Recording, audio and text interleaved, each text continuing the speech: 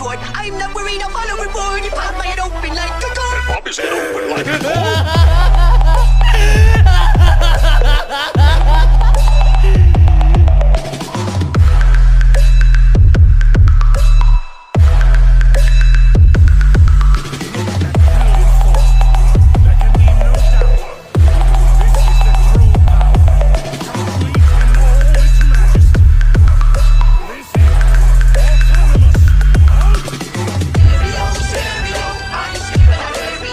इस एपिसोड की स्टार्टिंग में हम देखते हैं डिस्पो को। इस पॉइंट पर डिस्पो पूरी तरीके से घायल हो गया था उसकी एक अटैक की वजह से, पर फिर भी डिस्पो अपने आप को संभालता है और अपने आप को संभालने के बाद वो एकदम से गोहान को देखता है और कहता है ये उसके जितना टफ तो बिल्कुल भी नहीं है, पर हाँ ये जिसके ऊपर मैं अटैक करने वाला था उससे काफ़ी ज़्यादा टफ है, तो इसे मैं अपना शिकार बना सकता हूँ। ये कहकर जो डिस्पो है वो एकदम से गोहान के ऊपर चार्ज कर देता है। इस पॉइंट पर गोहान अपनी मेजेस्टिक फॉर्म में था। गोहान की मेजेस्टिक फॉर्म ये वीक तो बिल्कुल भी नहीं है। गोहान इस पॉइंट पर 1v1 बैटल में डिस्पो को काफ़ी अच्छा होल्ड कर रहा था।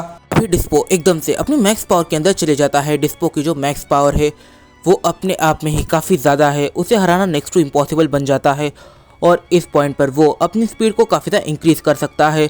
वो एकदम से गोहान के ऊपर भारी पड़ने लग जाता है। पहले तो गोहान को बैटल करते समय थोड़ी बहुत प्रॉब्लम आ रही थी, बट बाद में गोहान ये रियलाइज़ करता है कि जो डिस्पो की पावर है वो उसके इक्वल में आते जा रहा है और यहाँ पर जो गोहान है वो और जोर लगाने लग जाता है। इस पॉइंट पर जो गोहान है वो और डिस्पो ये दोनों ही अपनी 100% पर बैटल कर रहे थे। गोहान अपनी मेजेस्टिक के 100% पर और डिस्पो अपनी लास्ट फॉर्म की 100% पर। और यहाँ पर जो गोहान है वो रियलाइज़ करता है कि वो इस ट्रांसफॉर्मेशन में ज़्यादा कुछ नहीं कर सकता। फिर गोहान को एकदम से अपनी बीस्ट ट्रांसफॉर्मेशन में जाना पड़ जाता है। गोहान की बीस्ट ट्रांसफॉर्मेशन ये काफ़ी ज़्यादा पावरफुल है। इस पॉइंट पर जब गोहान का यहाँ पर पावर अप कंप्लीट हो जाता है तब जो डिस्पो है वो एक काफ़ी ज़्यादा पावरफुल अटैक सीधा गोहान की तरफ कर देता है। इस पॉइंट पर गोहान अपनी बीस्ट ट्रांसफॉर्मेशन में था। वो उस अटैक को आते समय देखता है और वो एकदम से हवा में एक स्लाइस करता है। अब हवा में स्लाइस करने की वजह से ये हो गया था कि अब उस अटैक के ठीक सामने एक ऐसा पोर्टल ओपन हो जाता है, एक ऐसे डायमेंशन का पोर्टल ओपन होता है जिसके अंदर वो अटैक पूरी तरीके से चले जाता है और यहाँ पर जो गोहान है वो एकदम से अपनी स्पीड दिखाने लग जाता है।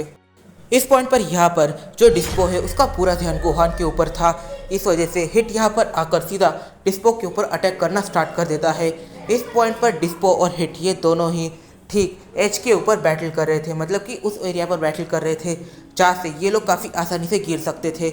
और यहाँ पर जो हिट है वो डबल पार्टी करने आ गया डिस्पो के ऊपर। तभी गोहान एकदम से अपने माथे पर 2 उंगलियां रखता है और एक एनर्जी की अटैक बनाने लग जाता है। यहाँ पर जो गोहान है वो उसकी बॉडी की जो एनर्जी की है, जो उसकी रियल स्ट्रेंथ है, उसे अपनी 2 उंगलियों में ला चुका है और वो अपने फोरहेड के ऊपर हाथ किए हुए है और अब वो एनर्जी को पूरी तरीके से फोकस कर रहा है और एकदम से गोहान हिट और जो डिस्पो है इन दोनों के ऊपर ही इस एनर्जी को पूरी तरीके से अनलीश कर देता है। यहाँ पर इन दोनों के बचने का कोई भी चांस नहीं था। गोहान का ये अटैक इतना ज़्यादा पावरफुल था कि यहाँ पर जो डिस्पो है वो कुछ सेकंड्स के लिए अपनी स्पीड को 1000 टाइम ज़्यादा कर लेता है और हिट एकदम से दूसरे डायमेंशन के अंदर टेलीपोर्ट करता है। बट फिर भी ये इतना डेंजर अटैक था कि वो उनके शोल्डर को लग के चले जाता है और यहाँ पर वो अटैक 100% डॉज नहीं हो पाता। हिट और डिस्पो ये दोनों अपनी पूरी पावर के साथ यहाँ पर समझ जाते हैं कि गोहान उन दोनों के लिए काफ़ी ज़्यादा पावरफुल है, इस वजह से उन दोनों को टीम अप ही करना पड़ेगा। इस पॉइंट पर यहाँ पर जो डिस्पो है वो इस चीज़ को देख लेता है। वो यहाँ पर हिट से कहता है हम दोनों मिलकर उसे हरा सकते हैं। वो दोनों इस पॉइंट पर अपनी जगह से मूव करें उससे पहले यहाँ पर जो गोहान है वो इनकी इस बात को सुन लेता है। इस पॉइंट पर यहाँ पर जो बीस्ट गोहान है वो इनकी इस बातों को सुनता है। वो एकदम से हिट के ऊपर अटैक करता है और न केवल हिट के ऊपर, वो यहाँ पर डिस्पो के ऊपर भी अटैक करता है।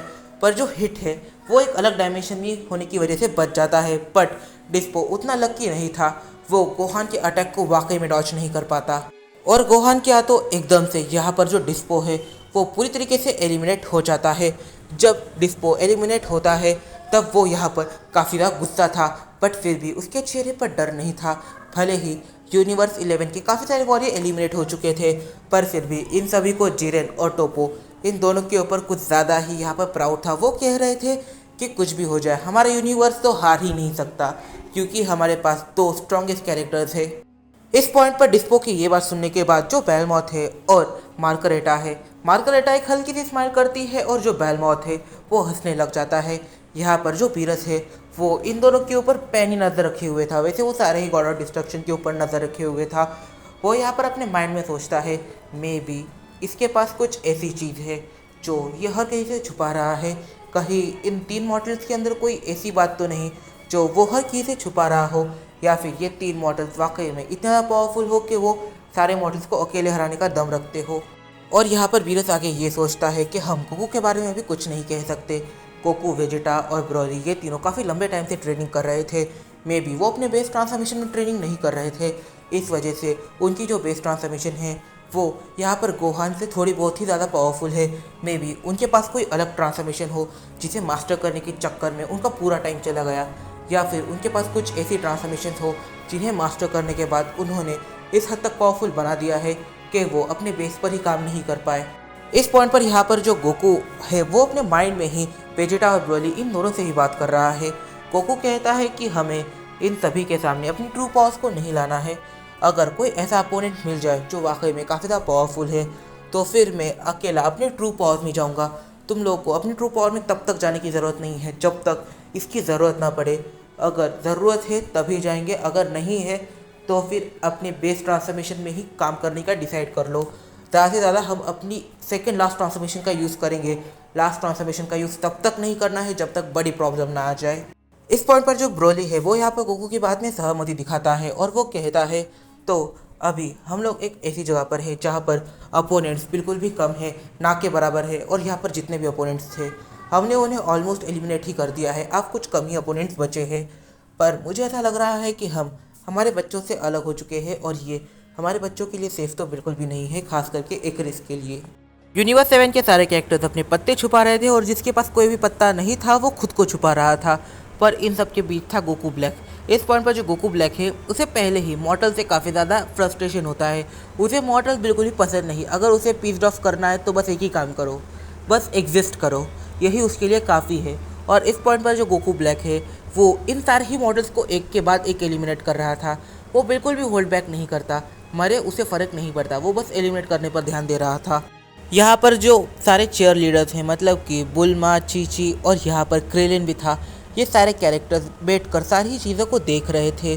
यहाँ पर जो बुल्मा है वो यूनिवर्सेस को इरेज होता देख रही थी। यहाँ पर जो बुल्मा है वो कहती है यूनिवर्सेस कुछ ज़्यादा ही जल्दी अब इरेज नहीं हो रहे, एक यूनिवर्स इरेज हुआ नहीं कि दूसरा इरेज हो रहा है। हमारे फाइटर्स को काफ़ी ज़्यादा समझ के खेलना पड़ेगा वरना काफ़ी ज़्यादा प्रॉब्लम होगी। यहाँ पर जो चीची है वो कहती है पर देखा जाए तो हमारे यूनिवर्स के काफ़ी सारे मेंबर्स अभी भी टूर्नामेंट ऑफ पावर के अंदर है और जो अब 3 यूनिवर्सेस बचे हुए हैं उनके काफ़ी कम ही मेंबर्स अंदर है। इस पॉइंट पर जो एंड्रॉयड 18 है वो यहाँ पर अचानक से चीची से कहती है आखिर हमें यहाँ पर इतना देखने की क्या ही ज़रूरत है, हम क्लियरली जीत चुके हैं। यहाँ पर जो एंड्रॉयड 18 है वो कहती है कि अगर हम देखें तो हमारे यूनिवर्स का वीकेस्ट मेंबर यानी एक्रीज भी अभी तक एलिमिनेट नहीं हुआ है और यहाँ पर एक्रीज काफ़ी ज़्यादा वीक है, उसे वीकेस्ट कहा गया है। और यहाँ पर एक्रीज से भी काफ़ी ज़्यादा स्ट्रॉन्ग मेंबर्स है just like Goku, Vegeta, Broly और गोहान। यहाँ पर ये क्लियर है कि हम जीत चुके हैं। यहाँ पर बस 2-3 ही ऐसे मेंबर्स हैं जो अपने पावरफुल कैंडिडेट्स को यहाँ पर टक्कर दे सकते हैं, वरना यहाँ पर कोई भी नहीं है। तभी यहाँ पर जो एंड्रॉयड 18 है उससे कोई कहता है हमें यहाँ पर फ़र्क नहीं पड़ता क्वांटिटी से, हमें फ़र्क पड़ता है क्वालिटी से। अभी जो भी बैटल अरीना में यूनिवर्स 11 की तरफ से है उनके पास एक क्वालिटी है और वो इतना स्ट्रांग है कि वो किसी गॉड ऑफ डिस्ट्रक्शन को भी हरा सकते हैं। इस पॉइंट पर यहाँ पर जो एंड्रॉयड 18 है वो कहती है तो आपके लिए क्वालिटी मैटर करती है ना कि क्वांटिटी, पर क्वांटिटी आपकी और हमारी पहले दोनों की ही सेम ही थी। आपके भी 10 वॉरियर्स थे और हमारे भी 10 वॉरियर्स थे, तो ऐसा क्या हो गया कि अब आपके बस 3-4 वॉरियर्स ही बचे हैं और हमारे पूरे 10 वॉरियर्स बचे हैं। इसके पीछे का रीज़न क्या हो सकता है? हाँ, मे बी शायद आपके पास क्वालिटी उतनी ही थी जितनी 2-3 वॉरियर्स के पास है। और रही बात गॉड ऑफ डिस्ट्रक्शन से पावरफुल होने की, तो फिर मे बी वो किसी वीक गॉड ऑफ डिस्ट्रक्शन से पावरफुल होंगे, मैं इतना कह सकती हूँ। इस पॉइंट पर यहाँ पर जो टूर्नामेंट ऑफ पावर की जहाँ पर चेयर लीडर्स ये सब बैठते हैं उस रिंग पर जो एंड्रॉयड 18 है और जो यूनिवर्स 11 की वॉरियर है वो दोनों ही बहस करने लग जाती है। और एंड्रॉयड 18 यहाँ पर ये कह देती है कि तुम इतनी ज़्यादा वीक हो कि तुम्हें हमारे यूनिवर्स के वीकेस्ट कंटेंडर ने टेक डाउन कर दिया था 1v1 बैटल के अंदर, उसने तुम्हें एलिमिनेट कर दिया इक्रिस ने, जो अभी बैटलफील्ड में यहाँ से वहाँ छुपने की कोशिश कर रहा है। इस पॉइंट पर जो एंड्रॉयड 18 की बातें हैं वो एक सच है और यहाँ पर सच हमेशा कड़वा ही होता है।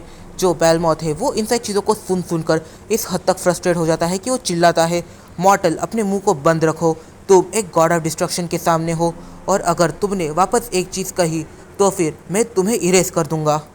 इस पॉइंट पर यहाँ पर जो बेलमॉथ है वो चीज़ों को कह कर गया, पर वो भूल गया कि यहाँ पर बीरस भी था।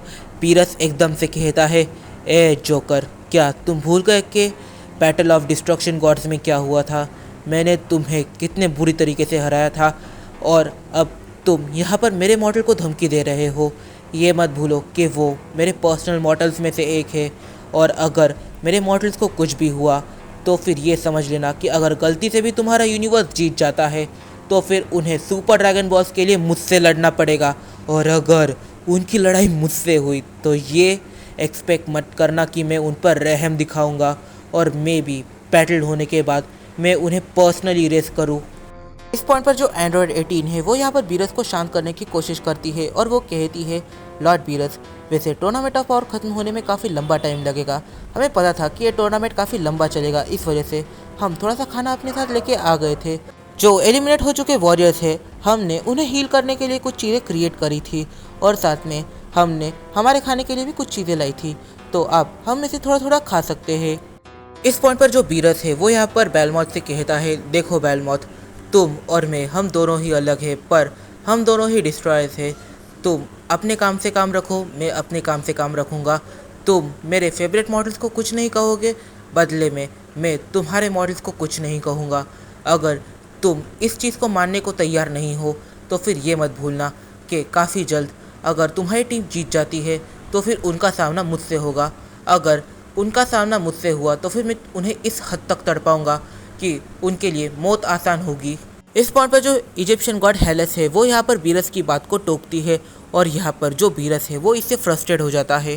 एक टाइम पर सारे ही मॉर्टल्स और गॉड ऑफ डिस्ट्रक्शंस एक दूसरे से लड़ना शांत हो गए, पर जो यूनिवर्स 7 के सुप्रीम काय है और यूनिवर्स 11 के सुप्रीम काय है ये दोनों आपस में इस हद तक लड़ने लग जाते हैं कि यूनिवर्स 7 के सुप्रीम काय यूनिवर्स 11 के सुप्रीम काय के सीधा बाल ही पकड़ लेते हैं और उसे खींचने लग जाते हैं। इस पॉइंट पर इस वीडियो में काफ़ी सारे सवाल निकल के आते हैं, जैसे कि यहाँ पर जो बेलमॉथ है और बीरस है ये दोनों जब बैटल किए थे तब बीरस इस बैटल को काफ़ी ज़्यादा ईजिली जीत गया था। बीरस ने पूरे 11 गॉड ऑफ डिस्ट्रक्शंस को टेक डाउन किया और अब अगर यूनिवर्स 7 को छोड़कर कोई और मॉडल की टीम जीत जाती है तो फिर उन्हें बीरस के साथ एक मुकाबला करना पड़ेगा और अगर इस मुकाबले में मॉडल जीते तो फिर विश मॉडल मांगेंगे। अगर इस बैटल के अंदर बीरस जीता तो फिर बीरस विश मांगेगा।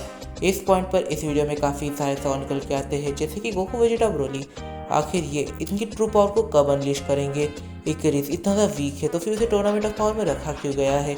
क्या उन्हें बस यहाँ पर कंटेंडर की कमी हो रही थी?